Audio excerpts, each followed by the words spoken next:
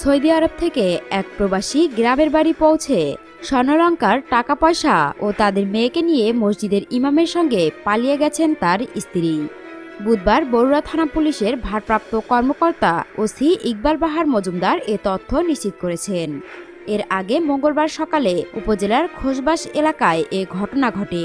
ভুক্তভোগী প্রবাসী মঞ্জিল হোসেন খোসবাস লুতু চেয়ারম্যান বাড়ির বাসিন্দা। তাদের একটি ছেলে সন্তান ও দুটি কন্যা সন্তান রয়েছে। জানা গেছে প্রায় ১৩ বছর আগে মঞ্জিলের সঙ্গে বিয়ে হয় নাসিমার। তখন থেকে মঞ্জিল মালয়েশিয়া প্রবাসী ছিলেন।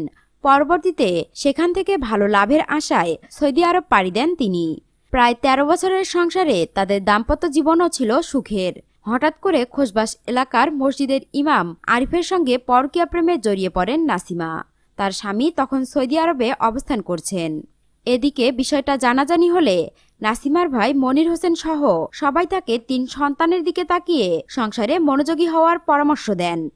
ইতিমধ্যে এ ঘটনায় স্ত্রী নাসিমা আক্তারের ভাই মনির হোসেন বাদী হয়ে বরুড়া থানায় লিখিত অভিযোগ দিয়েছেন।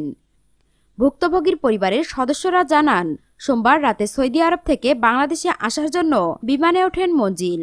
তার আগে মঞ্জিল ও নাসিমার ফোনে স্বাভাবিকভাবেই কথা হয়। মঙ্গলবার ভোরে মসজিদের ইমাম আরিফ হোসেন ওরফে কাজল একটি গাড়ি নিয়ে আসেন নাসিমাকে নিয়ে যেতে।